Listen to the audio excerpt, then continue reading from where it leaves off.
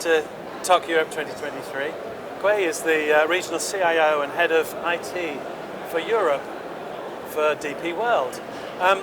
Que, we're coming fresh out of your plenary session on the first day here at TOC Europe. I want to pick up on some of the things you're talking about. You know, you talk about DP World's ambitious target to reach net zero by 2050. Can you talk me through some of the strategies that DP World is going to deploy to move towards that goal? Yeah, I think as I mentioned earlier, it's about certainly, firstly, before you start on that journey, is understand where you are. So a lot of work is actually internally assessing where we are, where we want to be, the targets we've set ourselves year on year, and then decade on decade. It's a 2030 target as well as the 2040 target as well as the 2050 target, because you don't just magically appear at 2050 and everything is hunky-dory. So it's about understanding that, putting in sort of the cultural and communication change that's required. I think that's very important. As I said earlier, the human aspect is what's really important to drive this, because we need the support of all our colleagues, we need the support of the wider community and our stakeholders. That's both our customers, but also the wider, logistics community as well, in understanding and buying into what we're trying to achieve.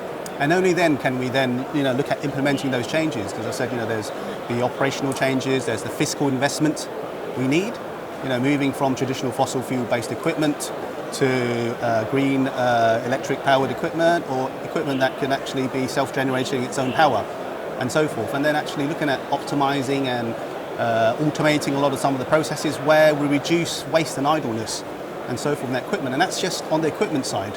But then there's other elements where we're looking at putting things in the cloud, which then reduces consumption power locally at data centers.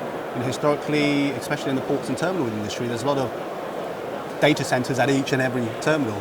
Actually, when you centralize that and put a lot of stuff in the cloud, then actually collectively you reduce the amount of compute and power and resources you need locally. So again, that is a net contributor. But then there's also some very small changes we can do locally in our day-to-day. Reusing, paper, printing on both sides of the paper. Simple, but great. Things like actually tap to print in our offices, where a lot of times people print it for collect, so it gets thrown away. So actually now you go to the copier, you tap, and then it prints. And then all of a sudden there's that, reduction in waste, and it's not just about, putting in new machinery. It's about all these other elements that can contribute to the wider whole. Sustainability is going to be a theme that runs through TOC Europe 2023. Another theme that's going to be running through, of course, is kind of optimization of operations. And one thing that caught my eye during your presentation was the box bay technology. What you're doing there effectively is, certainly from how it looks to me, is taking almost like a warehouse magazine type of concept and to stack your containers. Can you talk me a little bit through some of that technology there? Yeah, I think it's sometimes I think the biggest innovations come almost from ideas that would seem straightforward that no one's thought of before. Things like putting wheels on a suitcase. I akin it to that, where for 50 odd years people were carrying suitcases, put two wheels on, all of a sudden people can pull 3 or 4 suitcases. And it's the same with box bay, where historically we've just had one way of operating in the port, which was to stack one container on top of the other, on top of the other, and across the whole yard. Highly, intensive, labour intensive and operational intensive, but also quite inefficient if your your yard plan doesn't go according to plan. So with something like box bay, where essentially taking what is essentially a model that works elsewhere, supersizing it, so to speak, for the industry, and automating a lot of that, but obviously, and then being able to then massively increase the capacity you have at a container terminal, vastly reducing the footprint, essentially taking only a third of the footprint to handle the same capacity, a lot more efficient. Every single container can be obtained with a single move.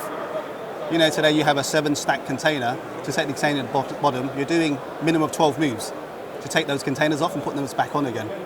With something like box bay, it's a single move, get that container, highly efficient, but also on top of that, automating wherever we can in that space, putting solar on top of the actual infrastructure, so then it takes renewable energy to power some of that as well. So a lot of different things at the same time to actually make it, really a very, very sustainable way of operating, the predicted increased capacity in ports and terminals of the future.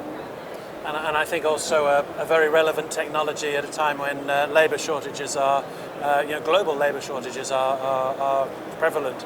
Yeah, I think when we look at labour shortages, I think it's more about the skilling, and where historically, the certain skill sets operate, a crane, a truck. I would say it requires a certain kind of skill to do that.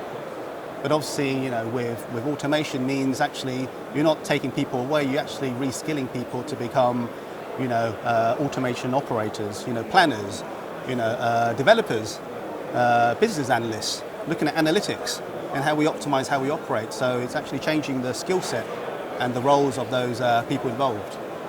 Now, ever since I've been involved in this industry, people have been talking about blockchain and more recently metaverse. I think with the CIO of DP World sitting next to me, I have to ask you, so where is the value of these technologies, and particularly for our industry? I think it's very important to understand that technology is a means to an end. So actually, as I said earlier, it's understanding where you are and where you want to get to. Typically, as I said earlier, when there's a lot of talk about technology, it probably means everyone's looking at it, but not many people understand what they want to achieve with it yet. So something like blockchain, which each and every organisation was looking at back in 2017, 2018, it's quieted down a lot. Obviously, there's certain consortiums that have closed down their projects, but that does not mean that the technology does not have its use. So there's certain things where provenance, blockchain is a great product for that. Certification, of documentation, that is a great project for that, but it's not the potentially right product for each and everything. So it's just understanding the use cases and understanding where it will help yourself and your organisation. So likewise with the metaverse, we see, it's helping with things like training, helping things like safety, and understanding environments around a port terminal and beyond the gate as well. So that's where, and I would say it needs to reach a level of maturity where it can benefit all. But without understanding and learning and iterating, only then can you further innovate. Because innovation is not about taking a technology and just putting it into your existing processes and said that you've innovated. It's about understanding actually how do you change a way of working, how do you change how people think and how they operate. I think that's where the real innovation comes with the technology. Well, Que Tran, thank you very much for bringing your knowledge and wisdom to TOC Europe. It's a great pleasure to talk with you. Thank you very much. Thank you very much. Thank you.